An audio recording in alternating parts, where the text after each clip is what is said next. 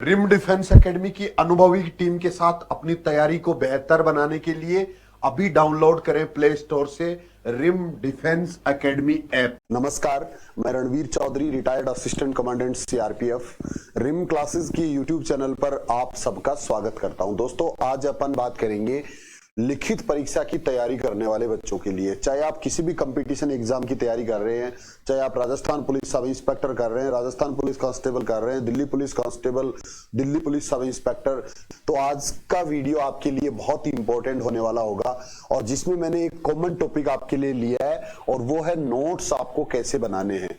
Notes बनाने के लिए हमें किन किन चीजों का ध्यान रखना है, नोट्स की क्या उपयोगिता है, क्या इंपॉर्टेंस है और कैसे हमें नोट्स बनाने चाहिए। आज का ये वीडियो देखने के बाद अपना नोट्स बनाने का तरीका बदल सकते हैं और उससे आप अपनी जो कंपटीशन एग्जाम है उसकी तैयारी और बेहतर बना सकते हैं। तो जो बच्चे पहली बार चैनल पे हैं, जो बच्चे आज मुझे पहली बार सुन रहे हैं, वो चैनल को सब्सक्राइब कर सकते हैं लगातार हमारे साथ बने रहने के लिए।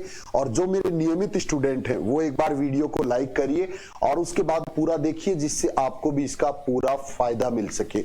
वीडियो देखने से दोस्तों कुछ नहीं होगा, आपको इसको साथ साथ अपने आप में चेंज भी करना है। और ऐसा एक काम है कंपटीशन एग्जाम पास करना, जिसमें अगर हम छोटी छोटी चीजों का ध्यान दें तो आराम से हम वो एग्जाम पास कर सकते हैं।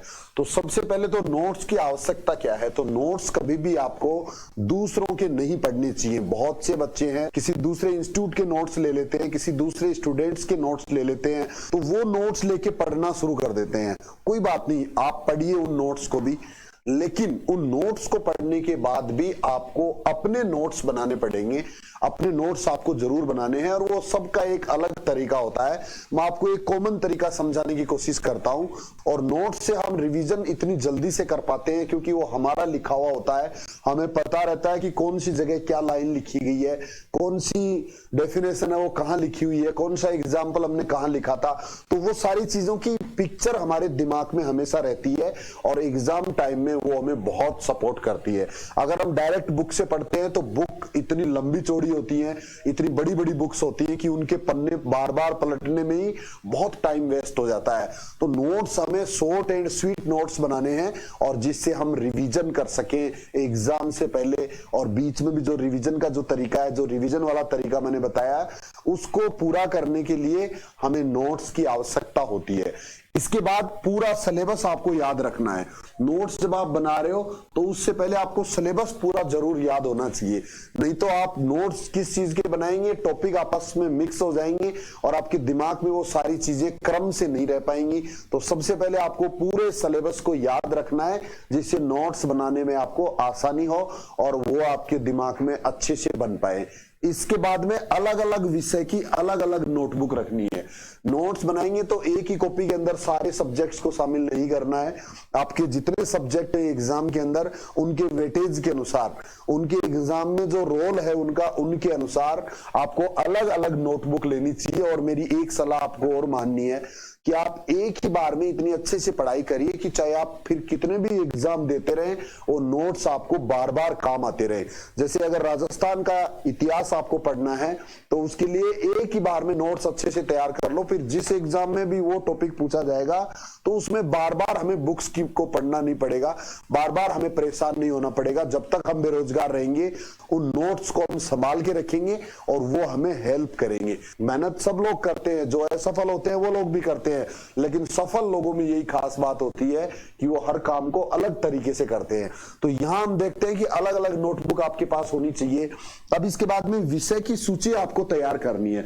विषय सूची का मतलब है कि पहला जो पेज होगा उस रजिस्टर का, उस नोटबुक का, उसमें आपको इंडेक्स बनानी है कि कौन कौन से टॉपिक मैंने इस बुक के अंदर, इस नोट्स के अंदर मैंने शामिल किए हैं, और वो इंडेक्स आपको इस तरह से बनानी पड़ेगी। ये एक एग्जांपल मैंने लिया है कि अगर आपको इतिहास सब्जेक्ट पढ़ना है तो सबसे पहले इतिहास आपको उसमें ऊपर ही ऊपर लिखना है। उसके बाद में उसमें क्रम से, सीरियल नंबर से, जैसे इतिहास के 3 पार्ट अलग अलग बना दिए, प्राचीन भारत, उसके बाद में मध्य भारत और उसके बाद में आधुनिक भारत। इसके बाद इस तरफ से जैसे प्राचीन भारत में हम क्या क्या टॉपिक पढ़ने वाले हैं, पहला टॉपिक हम ये पढ़ेंगे, दूसरा टॉपिक ये पढ़ेंगे, तीसरा टॉपिक ये पढ़ेंगे। इनको इस तरह से लगातार नंबर देते जाओ और यहाँ इसके आगे पेज नंबर जरूर लिखा हुआ होना चाहिए कि ये जो टॉपिक है ये हमारा किस पेज से लेके किस पेज तक है।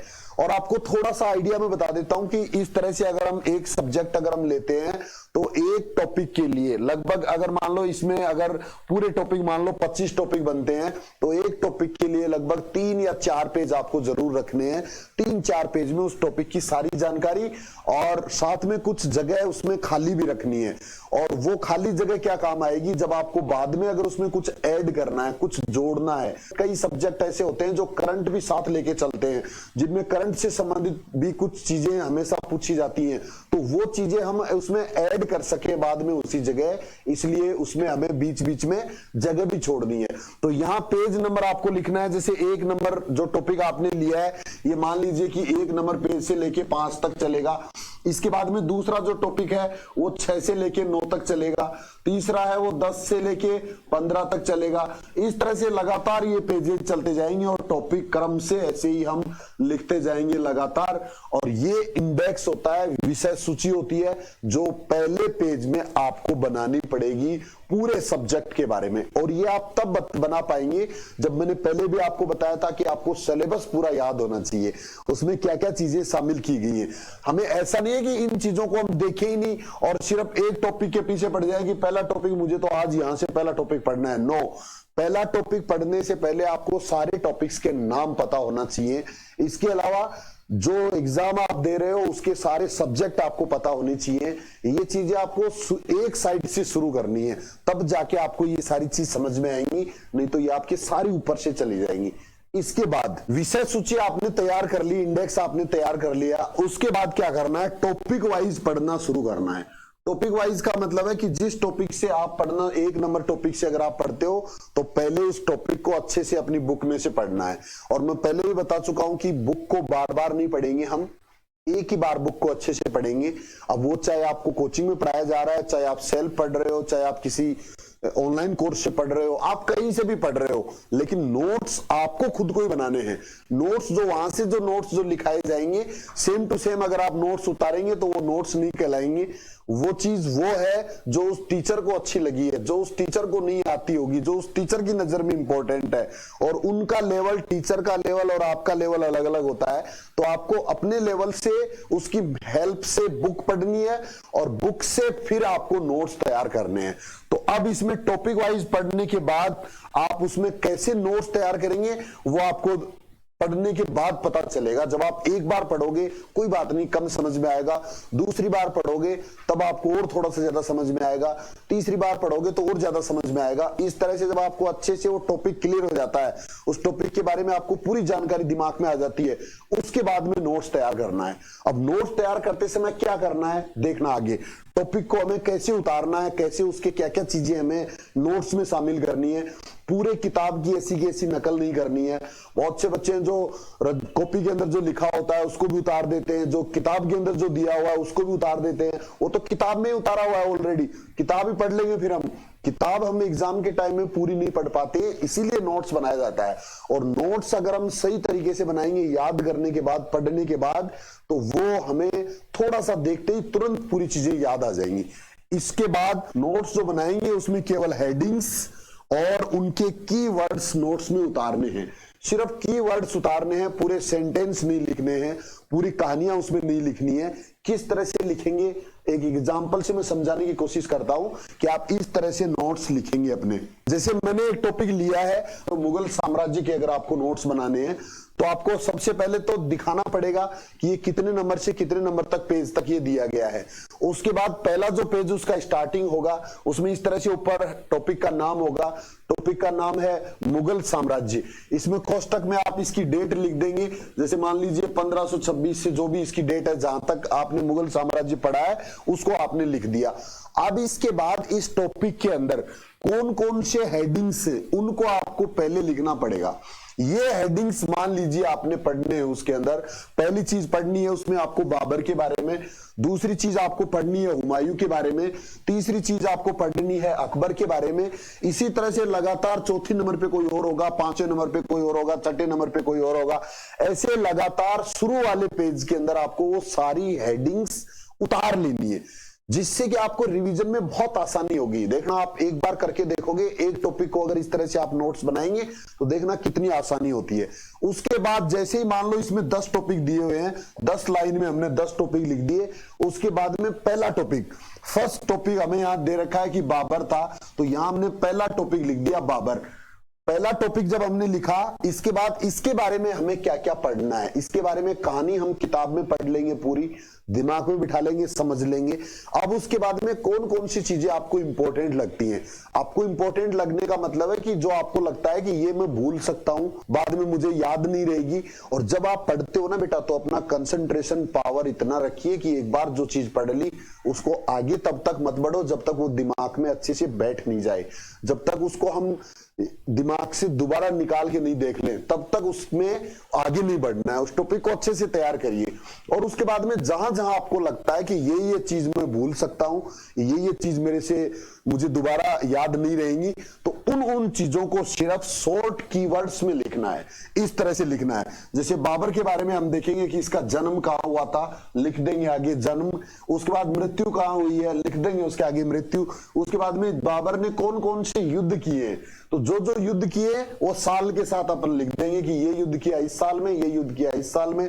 इसके बाद में संधियां कौन कौन सी की है, किस किस के साथ। इसके बाद मकबरा बाबर का कहां है और बाबर की महत्वपूर्ण काम कौन कौन से हैं, कौन कौन से काम है जो बाबर ने किए। तो इस तरह से, ये सिर्फ मैंने एग्जाम्पल बताया है, इस तरह से हम इस जो एक हेडिंग का जो पहला पार्ट है ये हमने कंप्लीट कर लिया। जैसे ये कंप्लीट हो जाएगा, इसके बाद में दूसरा लिखेंगे अपन। दूसरा था, यहां से उठाएंगे हुमायूं, यहां हमने लिख दिया हुमायूं। उसके बारे में भी यही सारी चीजें देखेंगे। और उसके बाद देखना क्या होगा, उसके बाद में हम जब रिवीजन करने की बारी आएगी तो हमें ये सारी चीजें दिमाग में ऐसी की ऐसी छपी हुई मिलेंगी। हम एक चीज देखेंगे, अगली चीज अपने आप याद आने लगेगी। अगर हमने एक क्रम से इन सारी चीजों को बनाया है, एक क्रम से अपनी इन सारी चीजों को लिखा है। जो नोट्स की जो लास्ट जो खास बात है वो है साफ सुथरी हैंडराइटिंग में लिखना है और हर लाइन के बाद में एक लाइन खाली छोड़ने की कोशिश करनी है, जिससे जब भी कुछ हमें उसके बारे में ऐड करना होगा तो हम उसके बारे में ऐड कर पाएंगे। अलग अलग पेन से लिखिए, अलग अलग कलर से लिखिए, उनको सजाइए वर्ड्स को बार बार इस तरह से, जिससे कि आपका पढ़ाई में इंटरेस्ट बना रहे। अगर वो ऐसे ही अच्छी राइटिंग नहीं होगी, साफ सुथरा नहीं होगा, तो हमारा पढ़ाई में मन नहीं लगेगा, हमें लगेगा ये बोर करने वाली चीजें हैं। तो वो सारी चीजों का भी आपको नोट्स बनाते समय बहुत ध्यान रखना है। आपका अब तक जो भी तरीका है उस तरीके को थोड़ा सा चेंज करके देखिए और इसमें से आपको बहुत हेल्प मिलने वाली है। आज के लिए इतना ही। जय हिंद, थैंक यू, धन्यवाद।